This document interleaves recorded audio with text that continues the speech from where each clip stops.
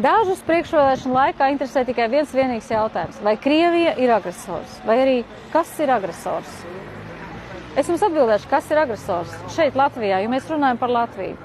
Vienīgais agresors Latvijā ir jaunā vienotība ar savu bezkaunīgu, iznīcinošo politiku, ar kuru viņi mocīja Latvijas tautu gadu garumā, zogot, melojot, slēpjot informāciju un ņirgājoties.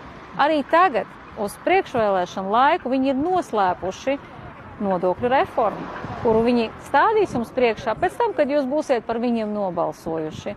Viņi slēpj un gaida un mēģina izdomāt, kā vismierīgāk viņu pasniegt tā, lai jūs uzreiz neuzsprāgtais dusmām. Viņi ir agresors. Par viņiem balsot nedrīkst. Balsojiet par 12. sarakstu. Par veselo saprātu.